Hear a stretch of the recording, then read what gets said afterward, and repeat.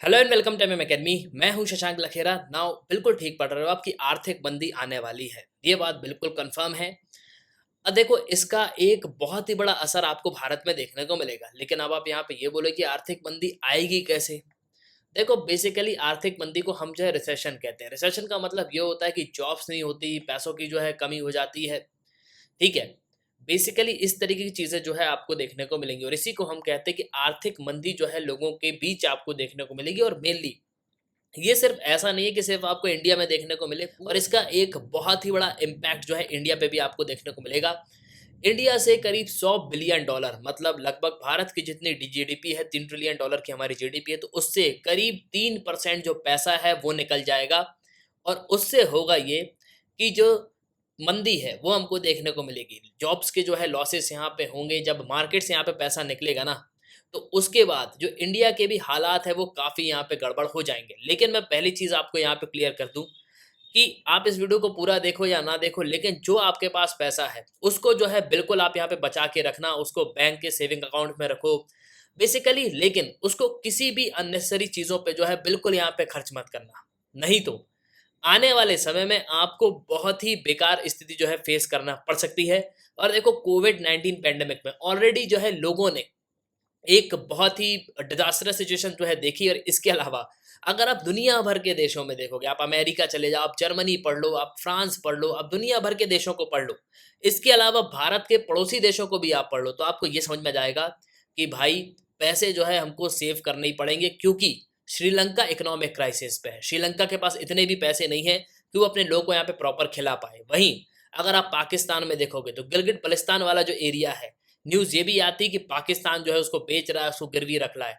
पाकिस्तान के पास इतना पैसा नहीं कि वो लोगों की यहाँ पे नीड्स को जो है फुलफिल कर पाए। बुक्स यहाँ पे पब्लिश नहीं हो रही, वो उसके पास पेपर खरीदने के लिए यहाँ पे पैसा नहीं है। तो बेसिकली एक शॉर्ट लाइन पे मैं आपसे यहाँ पे कहूँ तो सिंपली इसका मतलब ये है कि आने वाले समय में मार्केट से जॉब्स यहाँ पे जाएंगी, पैसा यहाँ पे जाएगा, और आपका जो पैसा है वो भी यहाँ पे जाएगा। मतलब बैंक में रखा हुआ जो पैसा है वो तो ठीक है, आप विड्रॉ उसको कर पाओगे। लेकिन अगर आपने अननेसेसरी चीज़ों पे उसको इन्वेस्ट कर दिया ना अभी, तो बहुत ही मेजर सिचुएशन जो है आपको फेस करनी पड़ सकती है। तो बेसिकली कहने का मतलब ये है कि कार खरीदना है, गाड़ी खरीदना है, कुछ भी यहाँ पे खरीदना है, होम खरीदना है, तो अभी जो है उसको यहाँ पे कुछ समय के लिए टाल दो। मतलब आने वाले 1-2 साल के लिए बिल्कुल जो है उस प्लान को यहाँ पे टाल दो। और देखो, मैं यहाँ पे नहीं कहता कि ग्लोबल रिसेशन आएगा। आईएमएफ चीफ ने यहाँ पे खुद कहा है। इसके अलावा RBI, reserve bank of India की जो पॉलिसीज हैं वो सब यहाँ पे ये कह रही हैं, जो आर्टिकल्स पब्लिश हो रहे हैं वो यहाँ पे ये कह रहे हैं कि आने वाले समय में एक मेजर जो कॉन्फ्लिक्ट है, एक मेजर रिसेशन जो हमको देखने को मिलेगा। ये रेउटर्स का आर्टिकल है, IMF chief can not rule out possible global recession. तो बेसिकली ये यहाँ पे ये कह रही हैं कि भाई आने वाले समय में बिल्कुल कंफर्म है कि ग्लोबल रिसेशन की तरफ जो है पूरी दुनिया बढ़ रही है। और इस पे अगर आप देखोगे तो ये फॉर्चून का आर्टिकल है कि दुनिया भर में आपको महंगाई देखने को मिलेगी। ये फॉर्चून का आर्टिकल्स भी है। Here how bad inflation is in different countries around the world right now. तो प्रेजेंट सिचुएशन में दुनिया भर में कितनी महंगाई है इस पूरे आर्टिकल में बताया गया है। फॉर्चून का यह आर्टिकल है। देखो, अमेरिका में आपको महंगाई देखने को मिलेगी, जर्मनी में यहाँ पे महंगाई है, इंग्लैंड में यहाँ पे महंगाई है। तो प्रेजेंट सिचुएशन जो है आपको बहुत ही डिजास्टर्स देखने को मिलने वाली है। और इस पे ऑलरेडी जो आरबीआई है वो यहाँ पे ये कह चुका है कि हमको जो ग्लोबल फैक्टर है इन्फ्लेशन के, उसको यहाँ पे रिकॉग्नाइज करना चाहिए और प्रॉपर जो है पॉलिसी को यहाँ पे फॉर्म करना चाहिए। और ये आप आर्टिकल भी पढ़ सकते हो इकोनॉमिक टाइम्स का। और देखो, अगर आप यूरोप में देखोगे तो प्रेजेंटली आपको जो है काफ़ी हाई रिस्क इन्फ्लेशन जो है देखने को मिलेगा। मतलब दिन पर दिन महंगाई जो है बढ़ती जा रही है। और देखो, इसको लेके हमको क्या करने चाहिए, इसके अलावा वो कौन से स्टेप्स हैं जो हम यहाँ पे ले सकते हैं। और इसके अलावा इस वीडियो में एक सबसे इंपॉर्टेंट थ्योरी है ब्लैक स्वैन इवेंट की स्टोरी, जो बेसिकली यहाँ पे ये कहती है कि आपको ये नहीं पता कि रिसेशन कब आएगा, कैसे आएगा, लेकिन वो आएगा जरूर। मतलब ये अनप्रिडिक्टेबल थिंग है, आप बिल्कुल यहाँ पे प्रिडिक्ट नहीं कर सकते। तो ये ब्लैक स्वैन इवेंट भी जो है उसको भी मैं यहाँ पे डिस्कस करूंगा। तो इस एक्चुअली में रिसेशन जब आएगा तो हमको कौन से स्टेप लेने चाहिए जिससे रिसेशन का जो इम्पैक्ट है वो हम पे जो है कम पड़े। तो काफ़ी कुछ आपको जो है इस वीडियो में जानने को मिलेगा। उसके पहले अगर आप किसी भी एग्जाम की प्रिपरेशन कर रहे हो तो आप हमारे स्मार्ट कोर्सेज तो कर सकते हो। आपको सिंपली करना क्या होगा, आपको डाउनलोड करना होगा, फिर आपको साइन अप करना होगा। आप दो वीडियोस लेक्चर देख सकते हो जो डेमो लेक्चर होंगे, फिर आपको प्रोफाइल में जाना है, प्लान को परचेस करना है, कोर्सेज को एंजॉय करना है। एक ही सब्सक्रिप्शन में आप सभी कोर्स अवेल कर पाओगे और आप यहाँ पे पीडीएफ भी डाउनलोड कर सकते हो। इसके अलावा द mmacademy.in ये हमारी वेबसाइट है, आप वेबसाइट पे भी लॉग इन कर सकते हो ना। देखो फर्स्ट ऑफ ऑल तो आपको यहाँ पे ये समझना होगा कि रिसेंटली आरबीआई के जो डिप्टी गवर्नर हैं मिकेल डेब्रट पात्रा, उन्होंने यहाँ पे ये कह दिया कि भैया जो कैपिटल फ्लो है वो रिस्क पे है। अब कैपिटल का मतलब होता है पैसा, और जो पैसा यहाँ पे लगाते हैं ना वो आज के समय रिस्क पे आपको देखने को मिलेगा। और मेनली जो आरबीआई के गवर्नर है, डिप्टी गवर्नर है, उन्होंने क्लियरली इस चीज को यहाँ पे मेंशन किया है, वार्निंग दी है उन्होंने कि भैया आने वाले समय में $100 बिलियन जो पैसा है वो भारत के मार्केट से निकल जाएगा। लेकिन अब आप यहाँ पे ये बोलोगे कि $100 बिलियन मतलब इंडियन करेंसी में ये होता है 7,80,000 करोड़, मतलब हमारी जो जीडीपी है उससे 3% ये पूरा पैसा जो है निकल जाएगा। अब ये पैसा निकलेगा कैसे? देखो मेनली यहाँ पे जो है आपको स्टॉक्स को समझना होगा। अब जब आरबीआई ने यहाँ पे स्टडी करी, इस रिपोर्ट को यहाँ पे पब्लिश किया, उसके बाद आईएमएफ इंटरनेशनल मॉनेटरी फंड की जो हेड है क्रिस्टीना जॉर्जिएवा, उन्होंने भी यहाँ पे इस चीज को कहा कि भैया आने वाले समय में एक बहुत ही मेजर जो ग्लोबल रिसेशन है वो हमको देखने को मिलेगा, और ये अगले साल बिल्कुल यहाँ पे रिसेशन आएगा। जिस तरीके का मार्केट यहाँ पे चल रहा है, जिस तरीके से देश यहाँ पे युद्ध लड़ रहे हैं, तो मेनली इसका इम्पैक्ट जो है पूरी दुनिया भर में आपको देखने को मिलेगा। और मैं आपको अभी एक चीज बता रहा हूँ, आने वाले समय में आप देख लेना कि यूरोप में गैस का जो है बहुत ज्यादा यहाँ पे क्राइसिस आएगा। ग्लोबल रिसेशन तो ठीक है, लेकिन मैं आपको बता दूं कि गैस का बिल्कुल यहाँ पे क्राइसिस आएगा। ये देश जो है गैस इनको बिल्कुल यहाँ पे मिलेगी नहीं, क्योंकि ऑलरेडी जो है रशिया ने यहाँ पे कई सारी जो गैस की सप्लाई है उसको यहाँ पे बंद करके रखा हुआ है। और सिर्फ इतना ही नहीं, आईएमएफ की जो मैनेजिंग डायरेक्टर है क्रिस्टीना जॉर्जिएवा, उन्होंने यहाँ पे इस चीज को भी कहा कि आने वाले समय में 3.6 जो इकोनॉमिक ग्रोथ है, मतलब 3.6% की जो ग्लोबल इकोनॉमिक ग्रोथ है, उसमें हमको डाउनग्रेड भी देखने को मिलेगा। मतलब 2022 का ये फोरकास्ट है। 2022 में ही अगर आप देखोगे तो आपको काफी सारी इकोनॉमीज जो है वो यहाँ पे डाउन पे देखने को मिलेगी ना। अब बात यहाँ पे ये आती है कि ब्लैक स्वैन इवेंट आखिर है क्या, ब्लैक स्वैन थ्योरी है क्या?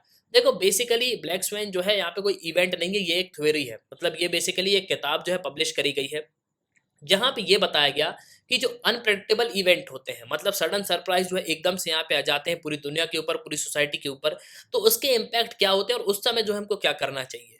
तो ये थ्योरी जो है, जो मेजर हैपनिंग होती है, जैसे कोविड-19 पैंडेमिक एक तरीके का ये इवेंट ही था, सडन यहाँ पे आया ना, तो इस पे जो है ब्लैक स्वेन की थ्योरी यहाँ पे वर्क करती है कि बेसिकली किस तरीके से दुनिया भर में एकदम से जो है यहाँ पे मंदी आ जाती है, पूरा मार्केट जो है यहाँ पे कोलैप्स हो जाता है। और देखो ब्लैक स्वेन जो है ये बेसिकली यहाँ पे कोई भरोसा करता नहीं था। अब कहानी इसकी जो है काफी ज्यादा इंटरेस्टिंग है। होता क्या कि 1967 में एक डच एक्सप्लोरर होते हैं, वो यहाँ पे जाते हैं ऑस्ट्रेलिया।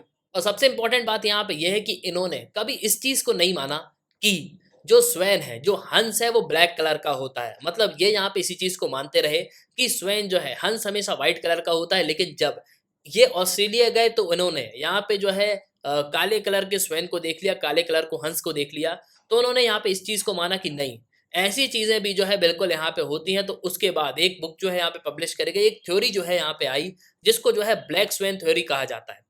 अब ये यहाँ पे ये कहती है कि जिस तरीके से हमको सडन इवेंट देखने को मिलते हैं, जो अनप्रेडिक्टेबल इवेंट्स होते हैं, जो कि एक सरप्राइज हमको देखते हैं, और ये एक बहुत ही बड़ा इम्पैक्ट जो है वर्ल्ड पे, सोसाइटी पर डालते हैं, तो इसमें हमको क्या करना चाहिए और बेसिकली इसके करेक्टरिस्टिक्स क्या होते हैं। तो काफी सारी चीजें जो है यहाँ पे बताई गई। मेनली यहाँ पे ये कहा जाता है कि ये एक बहुत ही एक्सट्रीमली रेयर होता है, मतलब एकदम से यहाँ पे आ जाते हैं। इसके अलावा अगर आप इसको रेगुलर एक्सपेक्टेशन से कंपेयर करोगे तो बिल्कुल ये अलग है।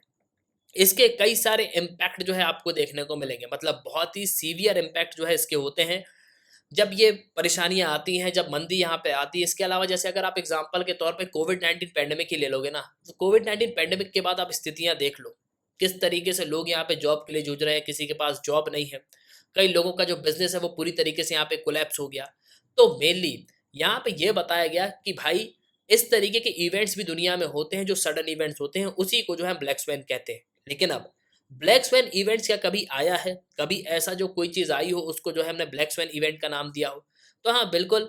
अगर आप एग्जांपल्स देखोगे तो 2008 में यूएस का जो फाइनेंशियल क्राइसिस आया था, जिसको हम 2008-2009 का रिसेशन भी कहते हैं, और इसका इम्पैक्ट दुनिया भर में देखने को मिला, तो इसको ब्लैक स्वैन इवेंट का एग्जांपल माना जाता है। वहीं अगर आप जिम्बाब्वे का हाइपर इन्फ्लेशन देखोगे 2008 में, 2001 में जब यहाँ पे 9/11 हुआ, उसके बाद अगर आप देखोगे तो ये भी एक ब्लैक स्वैन इवेंट माना जाता है। ब्रेक्सिट को भी जो है, जो इंग्लैंड यूरोपियन यूनियन से बाहर हो गया था, तो ये भी यहाँ पे माना जाता है कि ये एग्जाम्पल्स रहे हैं ब्लैक स्वैन इवेंट के। अब देखो इसमें होता क्या है कि ये पूरे तरीके से अनएक्सपेक्टेड होता है। सडनली एकदम से एक इवेंट आता है, जिसकी वजह से मार्केट से जो है पूरा पैसा यहाँ पे विड्रॉ हो जाता है। और उसके बाद होता ये है कि दुनिया भर के देश जो है वो अपनी इकोनॉमी को रिवाइव करने पे यहाँ पे कोशिश करते हैं। मतलब वो ये चाहते हैं कि भाई ज़्यादा से ज़्यादा पैसा जो है मार्केट पे यहाँ पे आ जाए। ना अब अगर हम बात करें प्रेजेंट सिचुएशन की, तो आज के समय जब से 2019 के बाद कोविड-19 पैंडेमिक आया है, तो कोविड-19 पैंडेमिक के बाद दुनिया के हालात जो है बहुत ज़्यादा यहाँ पे खराब हो गए। अब हुआ क्या कि यूएस में जैसे कोविड-19 पैंडेमिक आया, तो यहाँ पे बहुत सारे जो नोट्स हैं वो यहाँ पे लोगों को दिए गए। आपको पता होगा, मैंने कई सारे कोविड-19 के समय भी वीडियोस बनाए हैं कि अमेरिका ने जो है यहाँ पे ये कह दिया है कि हम जो है इतना यहाँ पे रिलीफ पैकेज देंगे। इसके अलावा यहाँ पे इन्होंने ये भी कह दिया था कि एम्प्लॉयज़ को नौकरी से मत निकालो, हम जो है आपको पैसा देंगे। तो इन्होंने घर बैठे जो है लोगों को यहाँ पे पैसा दिया, और लोगों ने उस पूरे पैसे को जो है यहाँ पे ट्रेडिंग के थ्रू भारतीय का जो मार्केट है उसमें यहाँ पे इन्वेस्ट किया। अब इससे होता क्या है कि कोविड-19 में सब कुछ यहाँ पे बंद था, लेकिन फिर भी जो मार्केट है, जो स्टॉक मार्केट है, बॉम्बे स्टॉक एक्सचेंज अगर आप देखोगे तो वो हाई पोजीशन पे था। स्टॉक मार्केट जो है बहुत ज़्यादा यहाँ पे हाई होते जा रहे थे। तो उस समय जो यूएस के इन्वेस्टर्स थे, उन्होंने जो है बहुत ज़्यादा यहाँ पे पैसे कमाए। ना अब ये बात तो हो गई कोविड-19 की, और उसके बाद कई सारे देश जो है यहाँ पे आज समय रिवाइव करने की कोशिश कर रहे हैं। प्रेजेंटली अगर आप देखोगे तो कई सारे देश यहाँ पे स्ट्रगल कर रहे हैं कि हम जो है अपनी इकोनॉमी को यहाँ पे रिवाइव कर पाएँ, लोगों को यहाँ पे नौकरी दे पाएँ। और कहीं न कहीं अगर आप देखोगे तो बिज़नेस सेटअप करने के लिए सरकार जो है कई सारे लोन्स यहाँ पे ऑफ़र कर रही है। नाउ जहाँ एक तरफ देश जो है अपने आप को बनाने की कोशिश कर रहे थे, दूसरी तरफ रशिया ने रिसेंटली जो है यूक्रेन पे अटैक कर दिया। अब इसके बाद हो क्या रहा है कि दुनिया भर में फूड के प्राइसेज़ जो है बढ़ रहे हैं। देखो होता क्या है कि रशिया भी काफ़ी मेजर प्रोड्यूसर है कई सारी चीज़ों का। यहाँ पे ये ऑयल प्रोड्यूस करता है, ठीक है? व्हीट प्रोड्यूस करता है। यूक्रेन भी बहुत ज़्यादा व्हीट प्रोड्यूस करता है, और ये दुनिया भर को जो है यहाँ पे देता है। लेकिन अब रशिया ने एक नई कहानी शुरू कर दी। रशिया आज के समय क्या करने लगा कि जो यूक्रेन के खेत हैं, उनको जो है यहाँ पे बॉम्बिंग कर रहा है। कल ही मैंने एक न्यूज़ आर्टिकल पढ़ा था, जहाँ पे ये बताया गया कि रशिया ने इतनी हेवीली बॉम्बिंग करा उस खेत पे कि वो खेत जो है पूरा यहाँ पे बर्बाद हो गया। उसमें जो है करीब बहुत बड़ा गड्ढा हो गया। तो बेसिकली आज समय इस तरीके के स्टेप जो है रशिया यहाँ पे ले रहा है, और इसकी वजह से जो ग्लोबल फूड प्राइसेस है वो यहाँ पे इंक्रीज हो रहे हैं। और देखो आपको पता होगा कि जैसे ही कोई भी देश यहाँ पे वॉर पे जाता है ना, तो वो फूड ग्रेन्स को जो है पहले ही यहाँ पे स्टोर करने लगता है, ठीक है? और सप्लाई जो है ऑलरेडी यहाँ पे कट है ना। अब आज के समय अगर आप रशिया और यूक्रेन किसी भी देश के पास जाओगे और बोलोगे कि हमको जो है थोड़ा सा वीट यहाँ पे दे दो, तो क्या ये लोग देंगे? नहीं, बिल्कुल नहीं देंगे। और देखो रशिया इसी चीज का यहाँ पे फायदा उठा रहा है। रशिया यहाँ पे क्या कर रहा है कि रशिया के ऊपर ऑलरेडी बहुत सारे सैंक्शन लगे हुए हैं, तो अब रशिया ने इनके जो खेत है यूक्रेन के, उसको यहाँ पे बर्बाद करने शुरू कर दिए। अब इससे होगा क्या कि जो यूरोपियन कंट्रीज हैं, जो पहले यूक्रेन से यहाँ पे चावल चावल खरीदते थे, व्हीट खरीदते थे, वो अब रशिया के पास जाएंगे। क्यों? क्योंकि ऑलरेडी यूक्रेन के खेत जो है रशिया बर्बाद कर रहा है। तो बेसिकली आने वाले समय में ग्लोबल फूड शॉर्टेज तो है ही, और रिसेशन भी जो है आपको यहाँ पे देखने को मिलेगा ना। अब अगर हम बात करें आज की, तो एक मेजर कॉन्सेप्ट जो है आपको यहाँ पे समझना होगा, वो होता है डिमांड और सप्लाई का। पूरी इकोनॉमी जो है डिमांड और सप्लाई पे चलती है। अब देखो आज के समय हो क्या रहा है कि भाई डिमांड मार्केट में बहुत ज्यादा है और सप्लाई जो है बहुत ज्यादा कम है। अब इससे होता क्या है कि जो सरकार है वो इन सब चीजों को यहाँ पे मेंटेन करती है। अब मान लो अगर आज के समय डिमांड जो है 4 लैपटॉप की है, लेकिन सप्लाई जो है सिर्फ 2 है, तो इससे बेसिकली होगा क्या कि जो महंगाई है वो यहाँ पे बढ़ेगी, क्योंकि डिमांड जो है बहुत ज़्यादा और सप्लाई जो है यहाँ पे कम है। लेकिन अगर आप प्रेजेंट सिचुएशन देखोगे तो ग्लोबल फैक्टर्स हैं, मतलब दुनिया भर में जिस तरीके से इन्फ्लेशन हमको देखने को मिल रहा है, वो क्लियरली यहाँ पे इसी चीज़ को बता रहा है कि भैया आने वाले समय में एक मेजर जो रिसेशन है वो हमको देखने को मिलेगा।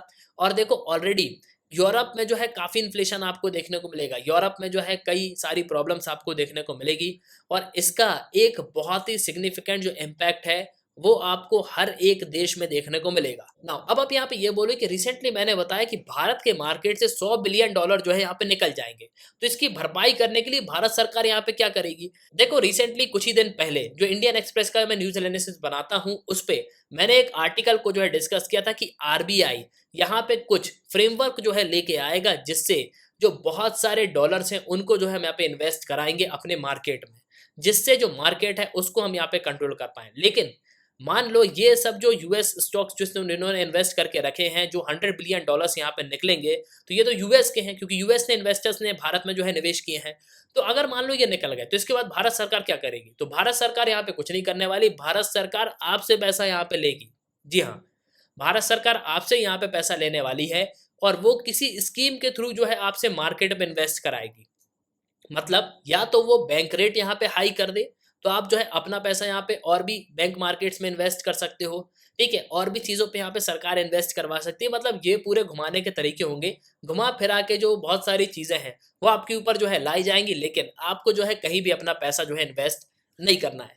तो एट लास्ट आई होप कि आपको जो है इस वीडियो में काफ़ी कुछ जानने को मिला होगा कि आर्थिक मंदी जब आएगी तो आपको बेसिकली करना क्या है, उसकी तैयारी जो है अभी से शुरू कर लो। तो एट लास्ट आई होप कि आपको जो है इस वीडियो में काफ़ी कुछ जानने को मिला होगा। इसी के साथ ये था इस वीडियो का। सुनने के लिए बहुत धन्यवाद। जय हिंद, जय भारत।